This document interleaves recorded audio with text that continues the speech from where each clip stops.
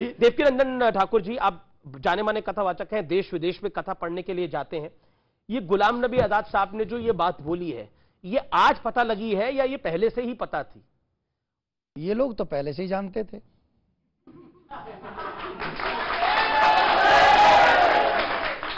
बार बार नारे मत लगाइए, मेरा निवेदन है। मेरे पूर्वज कौन है ये तो मुझे पता ही होगा ना, और आज हम सबके सामने इन्होंने एक्सेप्ट भी किया। और ये एक अच्छी बात है कि ये आजकल, पहले नहीं मानते थे, अब मानने लगे हैं। और मानने लगे हैं, इसलिए हम सभी सनातनियों को हृदय से इनका धन्यवाद और स्वागत करना चाहिए कि एक अच्छी बात है कि ये हमारे एक डीएनए भी एक है। इनके पूर्वज चाहे 3 पीढ़ी पहले रहे, उन्होंने रामकृष्ण सबकी पूजा की होगी, जैसे जैसे तथ्य हमारे सामने आ रहे हैं। और सनातन में जैसे अभी आप दिखा रहे हैं सनातन का सम्मान, आप एक देख लीजिए कि ब्रिटेन जो सब पर राज्य करता था, आज वहां पर एक सनातनी प्राइम मिनिस्टर है। और वो सनातनी प्राइम मिनिस्टर किसी देश पे आक्रमण करने का ऑर्डर नहीं दे रहा है, बल्कि अपने यूथ को, अपने समाज को या अपने देश को आगे ले जाने की जिद कर रहा है। और तमाम क्रिटिकल कंडीशनों से लड़ता हुआ अपने यूथ को भी आगे बढ़ा रहा है, अपने देश को भी आगे बढ़ा रहा है। यह सनातन की ताकत है, किसी को हट नहीं करता पर आगे बढ़ाता है। तो सनातन का मतलब है था, है और। लेकिन हमारे देश के अंदर एक मेरा सवाल है, और वो ये है कि ऋषि सुनक ने तो बोला कि मैं बतौर प्रधानमंत्री नहीं, बतौर हिंदू यहां आया हूं। और लेकिन हमारे देश के प्रधानमंत्री अगर इस बात को बोल दें, योगी आदित्यनाथ सीएम है वो बोल दें, गृह मंत्री अमित शाह है वो बोल दें, तो तूफान खड़ा हो जाता है। ऐसा लगता है कि उनसे बड़ा कॉम्युनल कोई नहीं है। देखिए एक बात बताइए, कोई भी व्यक्ति किसी भी पोस्ट पे हो, आप हो, मैं हूं, आप हो, नेता हो, जज हो, वकील हो, पुलिस वाला हो, नेता हो, अभिनेता हो, कोई भी हो, उन सबका कोई ना कोई तो धर्म से कनेक्शन है।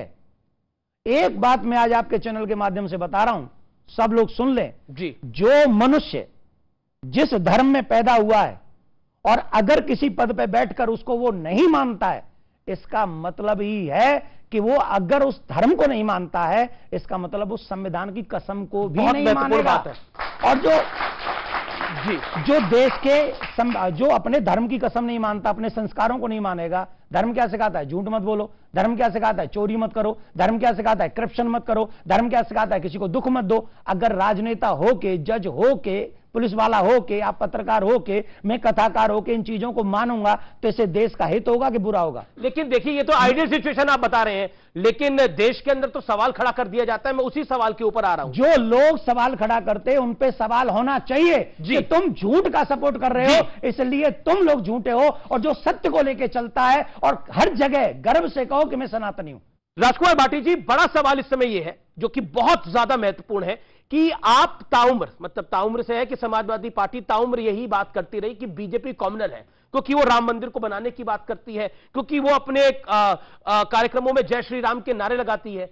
अब तो जय सिया राम का नारा ऋषि सुनक भी लगा रहा है, और वो कहता है कि मैं पहले हिंदू हूं, बाद में प्रधानमंत्री हूं। क्या कहिएगा आप? हमारा तो पूरा जीवन चला गया। हम तो बचपन से, हमारे बुजुर्ग, हम सब जब आपस में मिलते हैं, अभिवादन करते हैं, तो हम तो राम राम जी कहते हैं हाथ जोड़ के। राम का विरोधी कौन है? समाजवादी पार्टी कहाँ राम की विरोधी है? आप आज का विषय बहुत गंभीर है और इस पर गंभीरता से ही चर्चा होनी चाहिए। इसे हम अगर गंभीर बातों को ठीक ढंग से समझेंगे, अभी तक बड़ी पॉजिटिव बातें कही गई हैं, बड़ी सकारात्मक बातें कही गई हैं। वो भी मान रहे हैं, ये भी मान रहे हैं, ये भी मान रहे हैं, स्वामी जी भी मान रहे हैं, मैं भी मान रहा हूँ, आप भी मान रहे हैं कि हम सबका डीएनए एक है, हम सब एक हैं। पूजा पद्धति अलग हो सकती है, पूजा पद्धति एक परिवार में भी अलग अलग होती है। पूजा पद्धति अलग होने से कोई दुश्मन नहीं हो जाता, शत्रु नहीं हो जाता।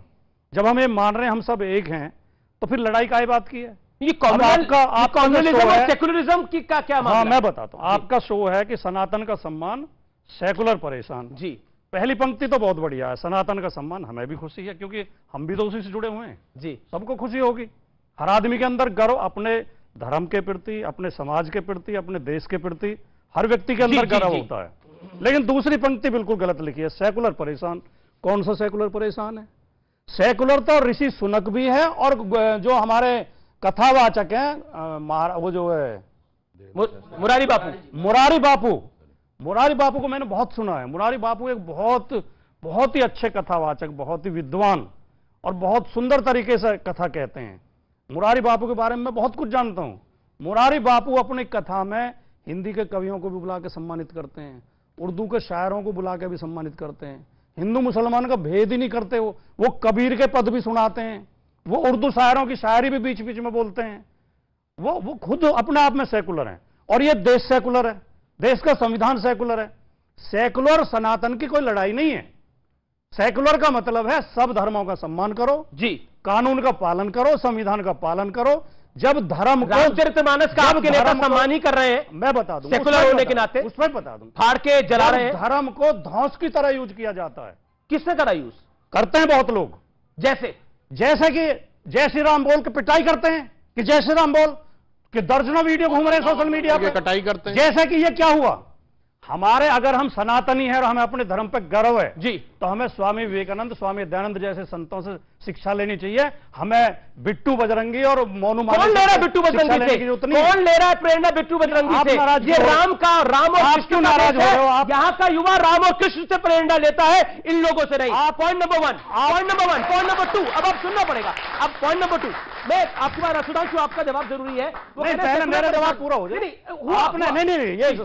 बोलिए अमीश जी, आप इस बात पे क्यों नाराज हो? मैं तो नाराज नहीं हो रहा, बोल रहा हूं। आप पक्ष क्यों बनते? मैं तो राम और भगवान राम और कृष्ण की बात कर रहा है। आप वकील की तरह खड़े हो जाते हैं। मैंने तो नहीं कहा कि बिट्टू बजरंगी और मोनू मानेसर से आप ले रहे हो शिक्षा।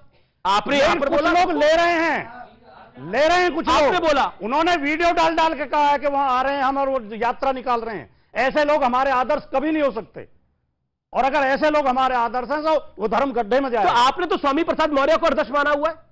नहीं, स्वामी हमारे पार्टी के सम्मानित नेता हैं। हाँ, तो लड़ाई लड़ रहे हैं। किसी और धर्म ग्रंथ की जरा के देखे ना, स्वामी दूध का दूध और पानी का पानी। प्रसाद मौर्य कोई धर्मगुरु नहीं है।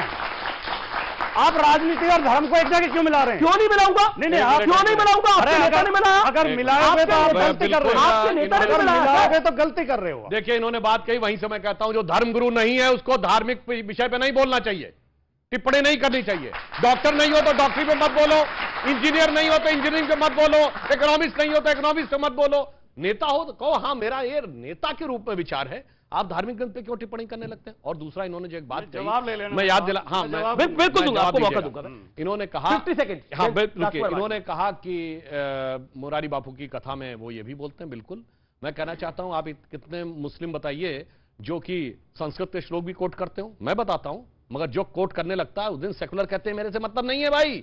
आरिफ मोहम्मद खान साहब कितनी शानदार शानदार बातें कोट करते हैं। डॉक्टर एपीजे अब्दुल कलाम कहते थे कि मैं भगवत गीता पढ़ता हूं, तुरंत वो बाहर हो जाता है। उस्ताद बिस्मिल्लाह खान जिन्होंने पहली शहनाई बजाई थी भारत की स्वतंत्रता पे, जब अंतिम समय वो बीमार थे, यूपीए की सरकार थी और यूपीए उन्होंने कहा कि हम दिल्ली में रहकर पूरा इलाज करेंगे। उन्होंने कहा नहीं, अब तो मैं काशी में ही जाऊंगा। उन्होंने क्या कहा, चना चबेना और गंगा जल जो देवे करतार, काशी छोड़ न जाइए जहां विश्वनाथ दरबार। उसको भारत रत्न कब मिला? 2001 में। 50 साल सेकुलर शासन में कभी नहीं मिला।